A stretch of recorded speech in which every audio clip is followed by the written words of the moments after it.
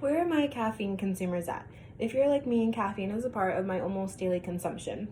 Being a full-time college student trying to balance between school, work, getting the right amount of sleep, and just everyday life, caffeine is sometimes what gets me through.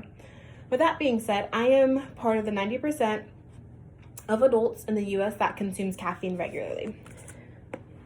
So today I would like to talk to you about the most common effects of consuming caffeine.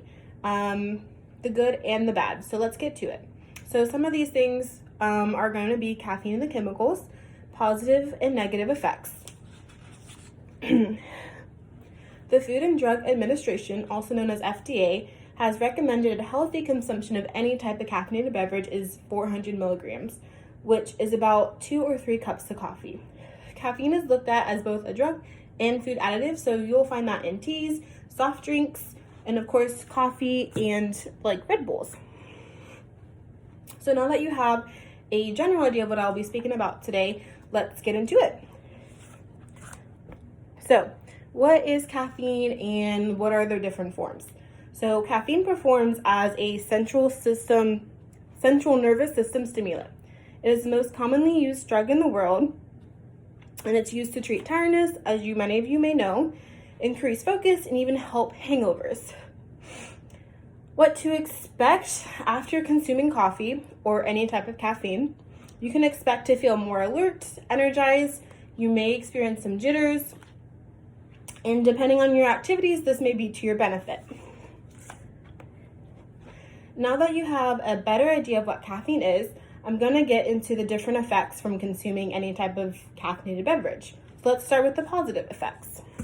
So, because who doesn't like to start with the good? So, as some of you may know, weight loss can be an effect of consuming more so coffee.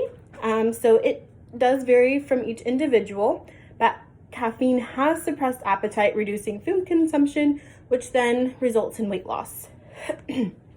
So alertness, as that may be an obvious, but with consumed at a limit of 75 mgs, caffeine can increase alertness. In research from Johns Hopkins University suggests that a small dose of caffeine after learning may be a boost to long-term memory. So after you study or just had a lecture, consuming caffeine has been proven or studied to increase memory.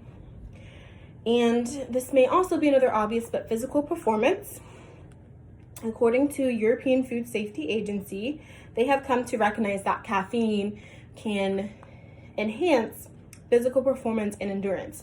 So if this goes for pre-workouts, if you're an athlete, or if you're training, you may notice some enhancements from consuming caffeine. So as you can see, caffeine is not all bad. There has been research and studies to support this idea, but more studies will need to be conducted for more concrete claims, of course. Now I'm going to go over some of the more common negative effects. So, increased blood pressure and jitters is a common effect from consuming caffeine. So if you're older and you already have high blood pressure, this may not be something recommended to consume caffeine on a daily or just regularly. So, such as coffee, energy drinks, teas, and soft drinks are all forms of caffeines. And this may be more noticeable pre-workout. And as I just said, that could work to your benefit depending on your activity. Urination and bowel movement is also a side effect to drinking caffeine. Now, I listed this in the negatives because to me, this is a negative side effect. But depending on the individual, this could be a good benefit. It could be used as a natural laxative if you're backed up and you haven't gone in a few days. And lastly, under this, headaches, as some of you already know, headaches are caused by either too much caffeine or too little. So if you haven't had caffeine in a few days, a headache is a symptom of a withdrawal. So just as a notice. So, to conclude, research and evidence has suggested that caffeine consumption can bring both risk and benefits, the ones that we just went over and more.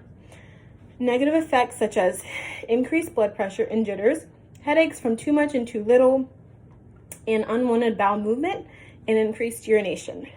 Positive effects such as appetite decrease, which leads to weight loss, and a positive boost in long-term memory.